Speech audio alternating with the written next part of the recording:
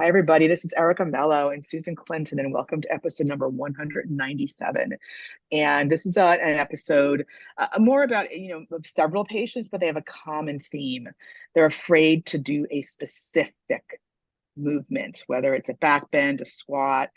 They theoretically, intrinsically know they probably could do it, but they're really afraid. And so we talk about different ways we actually can get our patients not just moving better, but doing something that they really are afraid to do. And for those of you who are listening to us live as this drops, Susan and I will be speaking at the Combined Sections meeting in Boston starting February 15th. Susan is speaking at 8 a.m. on Thursday morning, February 15th, and we are speaking together at 11 a.m. on Thursday morning, the 15th. So if you are going to CSM, please stop by and say hello. We would love to see you all. Hope you enjoyed the episode.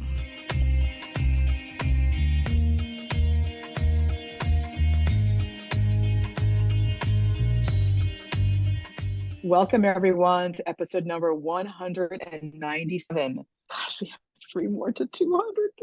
I'm tough to treat. And I'm with my wonderful co-host, Susan Clinton. And my name is Erica Mello. How are you, Susan? I'm good, Erica. Happy New Year. We're finally back together in live, and we appreciate our audience joining us for some of the shorts in the recorded messages we did through January. But we're both back here and ready to hit 2024. Yeah, raring to go. So in the intro,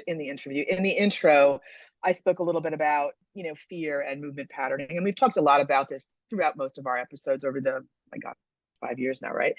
But I wanted to discuss a couple of patients that I had in particular who really they're afraid, they're literally afraid to do something. It's almost like that neurotag gets activated and triggered. And I recently had an allergic reaction to a skincare product. And I will tell you, I was just telling Susan, I am freaked out about going anywhere near any chemicals on my face at this point, to the point where it's like I'm not touching my face. And so I understand that fear, that real fear, and it will inhibit us and it will prevent us from moving forward, especially especially with regards to movement. So Susan, the first patient is a patient of mine that I've seen on and off for a long time, and her main issue, whenever her back goes out, or quote unquote, whenever she injures her back, she can't do a back bend. That's her thing. And so over the years, we've been able to get her to decrease that fear of that movement patterning.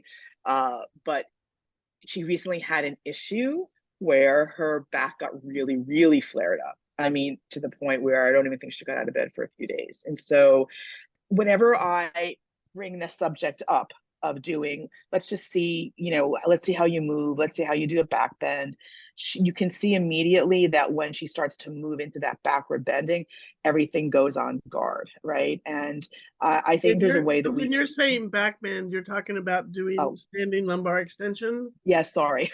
Yes. I had this picture of somebody doing a back bend and I'm thinking, to what end? So this is great. I was like, do we have a gymnastic here? What is going on? All right, good. Yeah, so no, standing back bend, just a standing and just going back, like, opposite of forward bend, lumbar back, lumbar extension, basically. And so, I thought it'd be good to talk, and I have another patient as well, but this one is basically about, how can we figure out ways to, try different movement patterns. We've talked over the years about putting music on, distraction, things like that. Her driver, I'll tell you what her drivers are. Her drivers are her thorax and her right foot. Okay, so her thorax and her right foot. So whenever she gets, so she's very much biased to her left side. The left side of her back generally bothers her. So when she goes into that standing back bend, she really shoots off to the left when she's, not moving appropriately or optimally. But when she's moving fine, she has no problem doing that. But there are more times lately where she's had that fear component of actually moving into that patterning, where I don't even sometimes check it, because I know it's going to increase that. I don't even want to say neurotag, it's going to fire up. I mentioned to you this right before we got on. I was listening to a podcast with Laura Mosley about they're doing a Revolve project randomized clinical trial in Australia on the fit for play. And they talked about the belief, these three pillars, the belief that your back is fine and the feeling that your back is fine, and what's this the structural integrity of your lumbar spine, right? And I'm butchering the explanation, but it made me think about, okay, does my patient actually believe that her back is is okay? Does she feel that her back is okay? And does she have the confidence, or does she believe that her lumbar spine can sustain these movements? Meanwhile, she's picking up kids and lifting in all day long, right? So I just want your thoughts on that to start, and then I'll sort of proceed as to what I did, and we Yeah, can I take it from like there. the three pillars because it's the self-limiting talk, the belief. What do they believe? What do they don't believe? What is their inner voice telling them? Mm-hmm. Oftentimes we never get privy to clients' inner voices, and we need to ask about them, because that tells us how much they really, because they can say, I know I can do it, but I don't want to. It's like, it's because it's why, what is going on there. Feel to me is more like interoception. Do Mm-hmm. they have the awareness of their body that something's wrong or something's right? And what is that feeling? Like that feeling, that sensory piece there. There's a big agency around that. And, especially if she's had multiple problems with back flares, as you say, we build up multiple neurotags that sometimes it's just the inner thought or the inner feeling or even the inner thinking of bending backwards can cause, those neurotags to fire off. And then, of course, the structural integrity is, do they feel like they have the capacity? Is the Yeah. capacity there for them to be able to do that? And I think that steps outside of the interoception and belief process is, what do they know about their structural integrity? What do we know about their structural integrity? Is there Yeah. some capacity building that has to go on around it, or some flexibility around it, or something? Like, what is that piece too? And what I like about this and thinking about this is that I'm thinking about the three pillars, and three is a big number in numerology for Mm-hmm. change. And the three there's three things that will that have the three criteria that we have to meet with when we're getting clients to do something. Is one of them is they have to feel safe. If they don't feel safe, they're not going to do it. And this is touching on that belief system. Yeah. For whatever reason, they're not feeling safe. Number Yeah. two, it has to be relevant to what's important to them. Is there relevance behind bending backwards for her? Don't know. Like, what's the relevance there? And how can we Yeah. make that activity more relevant so that it would have a better meaning for her? Yeah. And then the third thing is, is it something that they can do consistently? Yeah. Do they have to have all this set up and all kinds of crazy things in order to do it? They're probably not going to do it. But if it's something simple that they can do consistently, they probably will, as long as they feel safe, and as long as it makes sense to them. Like, it Yeah. has to have a relevant piece, because otherwise they'll do it for a little bit and I'm not going Right. to do Right. this anymore. Right. Right. Yeah. What's interesting is that she I like the relevance piece, because her driver's her thorax and her foot, and she'll do the exercises, yellow TheraBand with the arm. She'll do some foot stuff that I've given her. She's pretty advanced at this point. And it won't really involve any kind of lumbar movement. I mean, it will, but it's not the actual, okay, let's just take you back bend. I've never given that to her, right? So she'll do her things, and it will help. But there's invariably, every so often, when something comes new to her, it will aggravate her driver, which is her thorax, and her meaningful, relevant movement is back bending. Okay, it's lumbar extension. So she'll tell me that whenever she gets into this position, she ends up going into a little bit of posterior pelvic tilt. Like, she'll shut down. That's how she feels. Very aware of her body, very aware of terminology. So I I saw her recently, and I was like, how can we get her, even though her drivers are thorax in her foot, how can I get her to take away that threat of that movement pattern? And of course, I went to the Recognize app, and we talked about graded motor imagery. That's and we talked about the feeling and the belief, like you so eloquently put the interoception. She said to me, she's like, I really think the belief I'm okay with, the feeling not so much, and then certainly the movement patterning, the loading, not there. So, you know, I could get her to go prone on elbows, you know, very different patterning, but my I'm just stepping away from sort of a driver at this movement, because I do think that yes, you know, if the person didn't have any fear about this specific patterning, your traditional exercises for her thorax and her foot would absolutely help it. But I do think there's this other piece to her that I think needs to be like a graded exposure, but in a different way. So I like the fact that you put go ahead. her on prone to do it, to violate expectations that this movement pattern is relevant, but it's not, it doesn't have to always hit the neuro tag. So, it kind of violates expectations that backwards bending or lumbar extension is going to bother her. Did she have problems in prone on elbows or prone push-ups? No. So then the question becomes, how can we make this happen in weight bearing? What other positions can we get her in that would involve lovely lumbar extension, but would still feel safe to her? Yeah. Yeah. And the reason why it bothers her in weight bearing is because she's biased to her left side. So her thoracic ribs, her rings are translated to the left, right? And because of that, her right foot has lost options for movement. So when I stack her and center her and her right foot, get her centered over her center of mass over her base of support, she can back bend no problem. So that's why treating the drivers has gotten her better, but it doesn't necessarily take away that fear of that specific movement. And I think that needs to become part of the program in order to make her whole. So I did the prone on elbows. She's done on all fours, cat, camel. I can get her into a supine position and have her do like bridge. It's not the non-weight bearing. I think that, it's the weight bearing. And so do I, just thinking about it, do I get her in, I'd love your thoughts on this, into like for those who do yoga, or even just a split squat, like with your hands above your head and reach for the ceiling. But that's very hard to do, right? But that's harder to do, but it's different than the standing back bend. It may be harder to do regionally, but I think mentally it may be better. What do you think? I don't know. I'm not sure what else to do. Yeah, I think that there's a number of things here. Number one is like, what does lumbar extension look like in relevance to her life? She's picking up kids all the time, right? You had mentioned kids. Yep. Does she play with her kids? Does she lift them overhead? No, because they're too heavy. Balls overhead.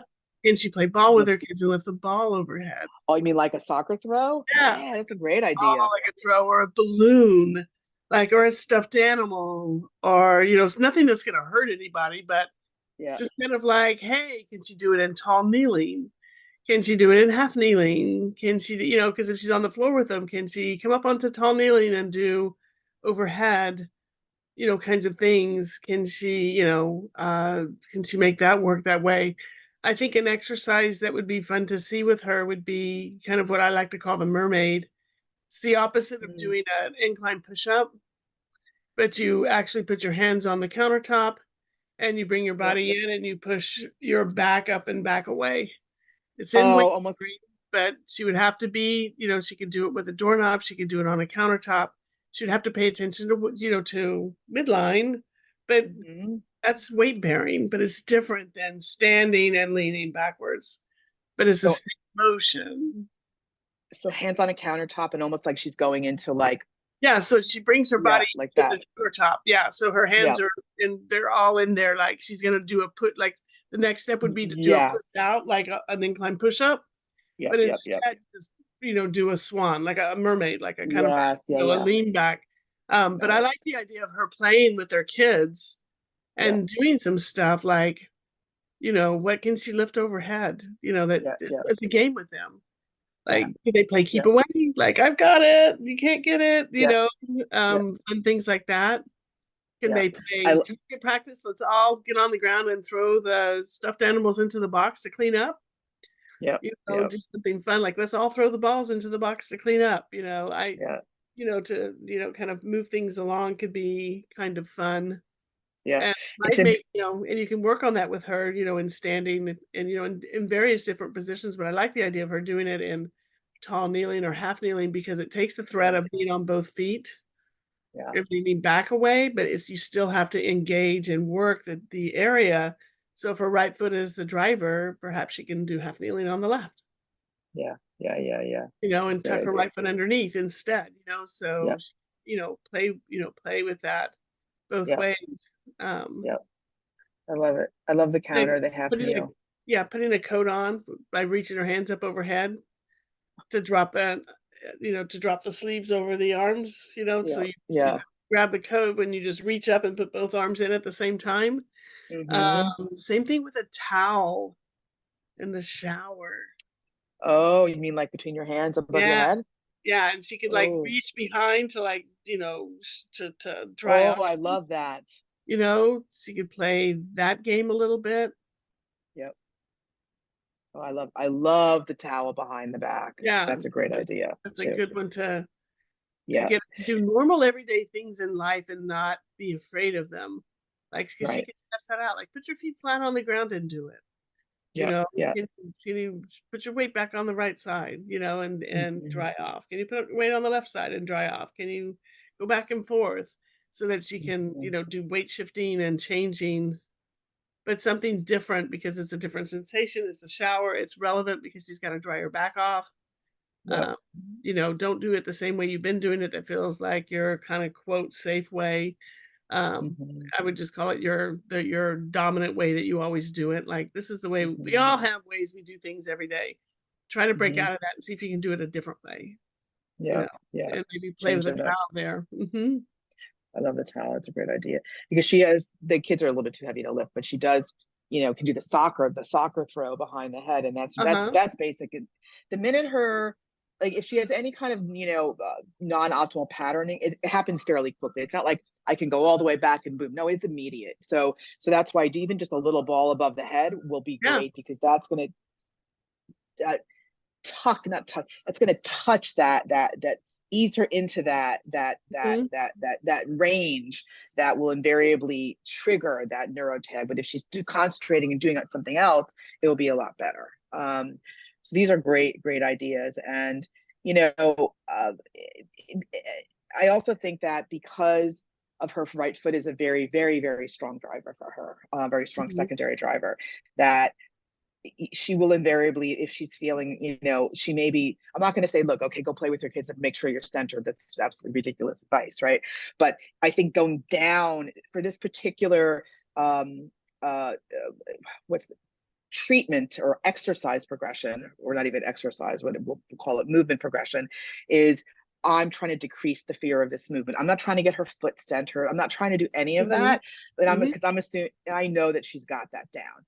But Mhm. if for some reason, the foot's acting up, she'll go into kneeling. And so I think this is a Yeah, great and a repertoire. progression yeah, for safety, a progression you can start her off with is just sitting on her knees and reaching up ahead and tossing the Mm. stuffed animals with her kids, Yeah, yeah, whatever she yeah, wants to do, and then she can progress to tall kneeling, she can progress to half kneeling, yeah, and eventually maybe yeah, even standing, as she yeah, kind of yeah, moves through it, but it will get her yeah, moving and building capacity, yeah, through that movement pattern, but it'll do it from a different angle, under different it's a different context, right? So what we're talking yeah, about yeah, is the exactly. context of the movement, Yeah, the yeah, environment in which the movement is taking place, the yeah, activity that the movement is involved in.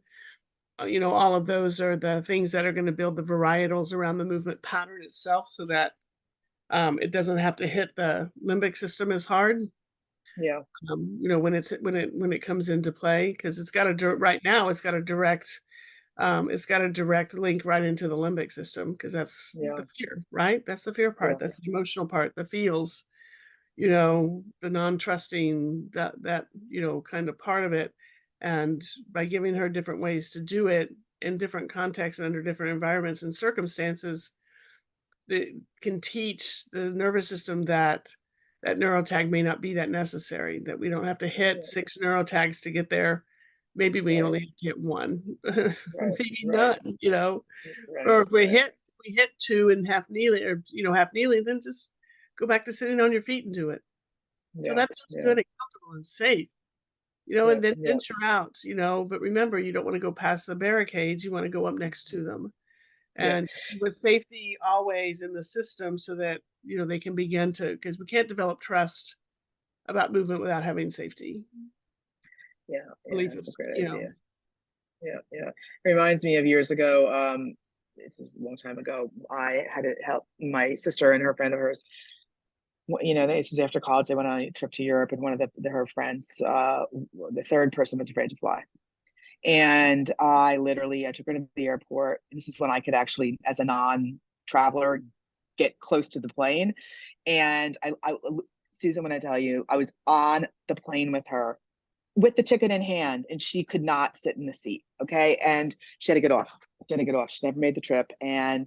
I, and so she went through a whole desensitization. Now she's flying everywhere. So it's Mhm. almost similar in a way, similar Yeah, sort of yeah. thought process, right? So it Mhm. just reminded me of that. It was a significant fear. This girl would not get on that, would not stay on that plane. And so I think that the fear really overrides a lot of the thought process. And so Sure. these are great ideas. The last person I want to talk about, be a shorter one, is a person we have not done an episode on fully at all, actually. So, but this is not about her. It's about a movement that she was afraid to do. And so she was on a horseback rider I treated here for some time, and had was always told to squat within a posterior tilt. Like literally was told when she squatted, she had to like drop her tailbone, get into that posterior tilt, and then squat down. And so when she's on the horse, she has to squat up and down, up. And so she's in that squatting motion on the horse. Okay. So that carried over to her activities. Sitting was bothersome at first. Sitting got better, but it was really just the up and down on the horse. She's not an easy person. We'll do a whole episode on her at one point. But whenever I saw her squat, it was like she would tuck the bum down, and she would not, it did not look optimal for her. Okay. And I asked her, I said, why do you squat like that? She's like, oh, someone always told me never to arch my back when I squat. That's what she told me. And I said, well, I mean, the use of the terminology, I said, how do you sit in a chair? And so she sat in the chair, very similar, very similar. And then I put her on the plinth, the high-low that I have, and I had her go up and down different heights. And I said, just sit. And so I would say 50% of the time she sat with that strategy, and the other 50% she sat, better, Mhm. normal. Not, I didn't want to use the word normal, but different patterning. So what do you think about that first? And then I'll go in and tell you what I did, what I didn't do. Yeah, that's another dominant pattern that was Yeah. carried into everyday life. Was she having pain? On the horse, not in the clinic with the squat. On the horse she was, but not Okay. not with a squat. Mhm. She's So just like so she was just afraid to do it yeah, so is because of something someone told her. right, but is the positioning that she has on the horse optimal? No, it was not. So at Okay. the beginning, she was not posting properly, for those of you who don't know horse, about horses, but she was trying to come up out of the saddle, and she was posting through her thoracic spine. Like it wasn't a full body movement. I don't know that really doesn't make sense, but you can Mhm. clearly see it was not optimal. Okay. Like she was hinging, like when you come up off the horse, she wasn't coming up straight, she was coming and Uh-huh. hinging backwards. Okay. So And I think that's why someone said don't do that. You can't arch your back, you can't hinge like that when you squat. That's what I'm thinking. mhm. Well, she can So certainly squat without hinging, she just needs to learn how. right, but this when someone told me never to do that, I was like, okay, that's a huge barrier. Yeah, That's the belief, yeah. that's the first pillar, the belief, right? Mhm. So So the first belief is like, that may have served you at the time, but that's no longer the story now because the particular movement that you're doing is causing you problems. So we have to kind of unpack that and unlayer it and get you moving in a different way so you don't have that going on. Right. Right. And so I did have her go on her hands and knees and just do like, Mhm. cat camel, easy. And then I had her move back and forth like she was on a horse, Uh-huh. just like, just rock back and forth like you're on the horse. And I had her do some cat camel. Then I had her just try to straighten one leg out. I said, don't lift your leg up in the air. Just, your hands and knees, just straighten the right leg out. Like I was trying to get her to Mhm. pretend she was going up. Mhm. Nope, no can do. Okay. She started to feel in her back. Same thing with the left side. The minute the legs were involved, that was it. So I kept her with, hands and knees, 4 points for a while. Mhm. Um, I also had her do basic segmental bridging and like literally lie. I don't really give out bridging a lot, but when I had her lie on her back and just think about, I went through this, my hands on her lumbar spine and segmental. Can you roll up? Can you roll back down? She was okay with that because it didn't feel the same to her, she said, as Mhm. the hands and knees, and it didn't feel the same as the squat. So she was Mhm. okay doing that. Do you have any other thoughts on that, or do you want me to keep going? And you can keep going, but the thing that I would probably progress her to is if she could do the bridging and she couldn't do it on hands and knees, getting her leg out straight. I would Yeah. have thought about, can you sit on your knees, and can we do like some ups and downs there? And what would Oh, happen? Her be partially involved, but not being pushing. yes, Because yes, that like a pushing her up into that thoracic hinging. And so that would yeah. take the So ability, she'd be on her legs, she'd be upright, but she wouldn't be able to use her legs to do the movement. right, exactly. So she's just, sitting on her knees and she goes up and down. That's a great idea.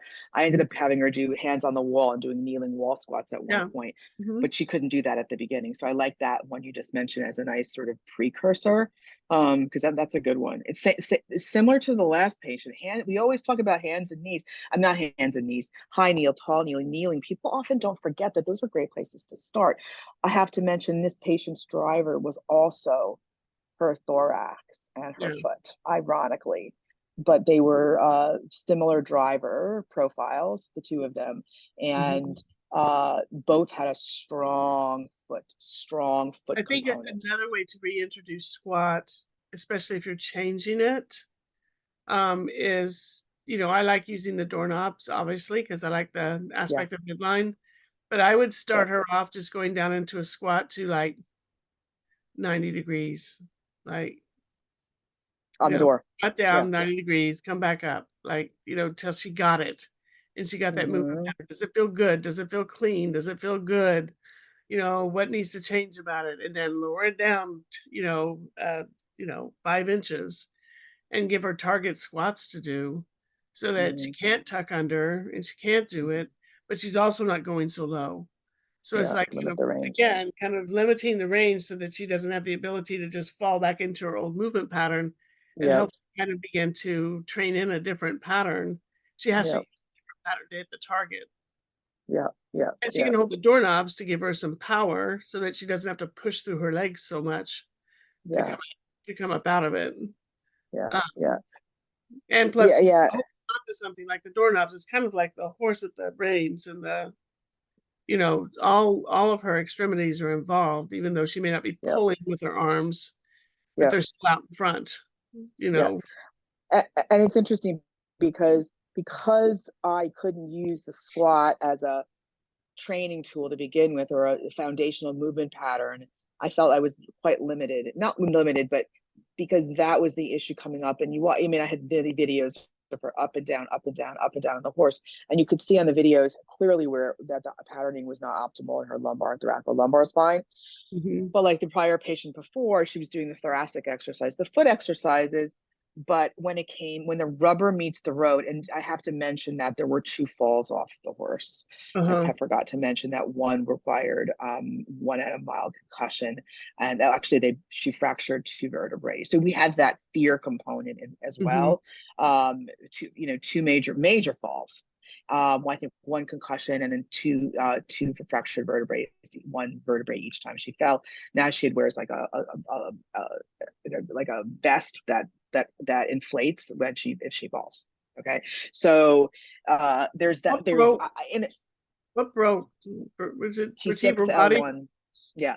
Oh yes, she's 6L1. Yep. And why in the world would anybody tell her not to extend with a squat? Because if she flexes with it, she's going to just be, compressing the vertebral bodies. Mm-hmm. So that makes no sense to me. But anyway, that Yeah, was great point. why she's, holding herself rigid and doing this other Yeah. way. Yeah. Yeah. So it's almost like you have to change the belief system, like my last patient, and actually get them to and get their training, their thinking in a way, say that this is actually is a safe movement, like you mentioned. It's safety. It's a safe movement for me to do, and it's a movement that I actually need to do to get myself pain free. It's not the only movement she needed to do because her lumbar spine and her, was not her driver, her thorax was. But the point is that I felt that because of the squatting that she had to do up and down, it's the same pattern, that neurotag or that belief system or that pattern that put her into that posterior tilt on the horse would be ingrained across any movement pattern that she had, whether she was aware of it or not. It's just that, okay, I'm going to be in this position. And so I'm not going to squat appropriately. I'm not going to have a neutral spine, or I'm not going to go into an anterior tilt because of that. And so what was interesting is that in contrast to the last patient, when this person was on hands and knees and was trying to move her limbs mostly her legs on hands and knees, she would feel it in her back. And it was intriguing to me because that is an easy position. Hands and knees for someone who, let's face it, hands and knees, that's a standard basic exercise. Not even moving your limbs, just being on your hands and knees. That is something you give to somebody after an acute back issue, right? Not someone who's had back pain for 10 years, right? But you put her on her hands and knees and you literally touch that barrier with the leg, right? And then bam, the whole brain lights up. And then it doesn't matter what leg. I tried doing the arms. The arms were a piece of cake. So I'm not going to waste my time with that, right? Yeah.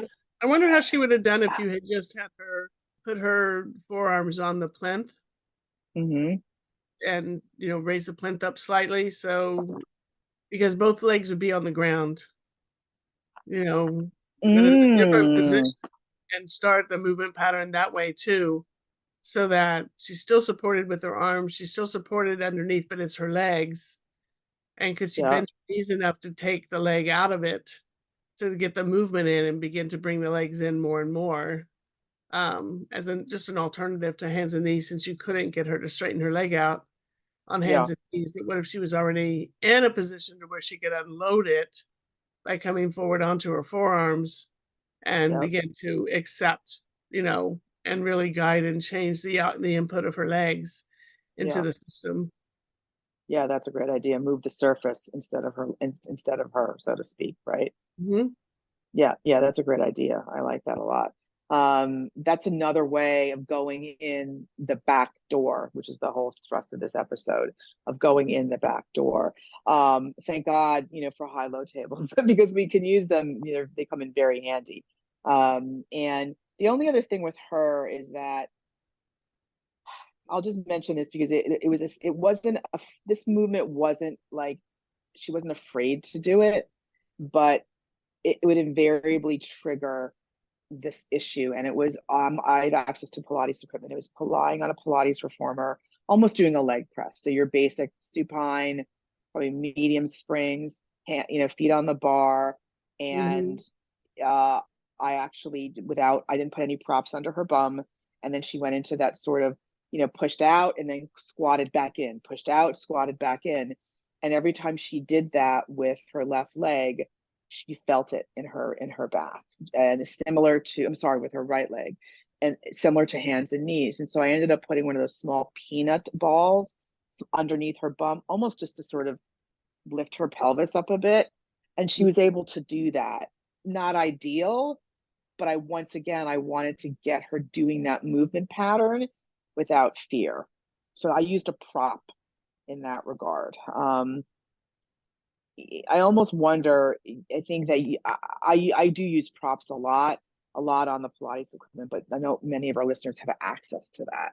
So doing kneeling wall squats. I had her do. I had her face the wall. I put a big bolster under her bum to start with, and I said just squat to the bolster, Mm-hmm. and then put a pillow in there, squat to the pillow, and then squat to the teeny ball, then squat to the ground. So that's how I progressed her there, and she got a lot better. But the reason I wanted to bring her up in the episode is that this was more of a real belief system, in a sense of, it wasn't a belief about her structural integrity like the other person. It was more about, someone told me not to do this, and I'm not going to do it.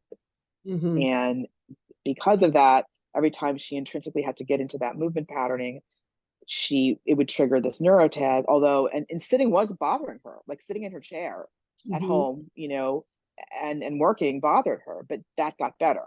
So it was really more, is when the system got more challenged, is that belief got triggered more, and so, I'll just end on this thought. How do we, as therapists, when someone who's either a high level athlete or not, and they want to do a movement pattern that's loaded or, complex, like getting on a horse, how do you train them? Assuming you're training their drivers appropriately, which I was, but how do you get them back doing that movement pattern in a Mm-hmm. safe way, so as not to upset the neuromuscular balance in their system? Does that make sense? Mm-hmm. So I like the props idea. I love the first patient with the kneeling, the counter, the soccer ball. I love the towel behind the back. I love those. With the squatting, I'm almost thinking that I love the kneeling. I just love the kneeling again. Kneeling, go up, down, up, down, up, down, up, down, right? And then just go onto the wall, because the squat's a basic movement pattern we all have to do.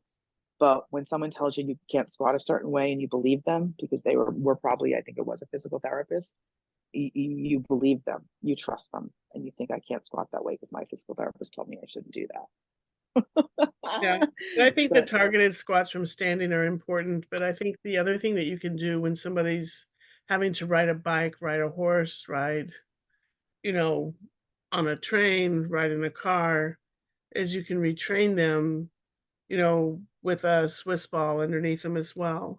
And for somebody with squatting, you yes, can put her on a shorter Swiss ball and have her post and go up and down to yeah, just great idea. have, it's not perfect because the Swiss ball is moving because of her, not because the Swiss ball is moving independently like a horse would or a car or a Yep, train would, but it's close and it builds yep, in the ability of the joints to accept compression and traction yep, without being oversensitive. You yep, know, yep, yep, there's all yep, kinds of ways to go about this. Just the idea is finding the ways that are going to work with them, help them feel yep, safe, make it relevant, and yep. something that they'll do consistently so they can get the change they're looking for. Exactly. And I think also, I think I may have done this with, well, I don't remember, it was a while ago now, but I love that idea, because that is moving, and that's definitely bringing the challenge to the level she needs to be. The only other thing I would mention is that I have on a Pilates Fuse ladder, they have a sling where you can sit, like it's like you're on a swing, but it's a sling with springs, and you squat down. It's an assisted squat, which I ended up doing a little bit with her before, with her as well. It's something that you cannot do that really on your own at home. But so I did do that as like an assist in the clinic. And so I love all these ideas, and I hope everybody enjoyed the episode. It was we get we get a lot of these patients who just they're good, and but they just still have this fear component, and I really wanted to address that, because I think that that's a real thing, and we need to be able to provide our patients with those. I believe my back is sound. I feel my back is sound, and I know that I can do all these movements with a sound, quote unquote, with that my back, I'll use my patient's word, that my back feels fine, or when my back feels fine, when when I back bend or do whatever, or when I squat or get up on the horse. So this is great. Any final thoughts, Susan? Or No, I think we're good we've to got go. it. Thank you. Thank you for this, Thank and good way to start off the new year. Let's be creative and be curious. And Absolutely. be sure you leave us a review wherever you listen Yes, to podcasts so that we can get other people to find us, and let please. us know your thoughts and what you'd like to hear. Yes. So the Great. email is tough to treat pt@gmail.com. Anybody wants to reach out. All right, Enjoy us. everybody. Till Have the a next great time. have a great day.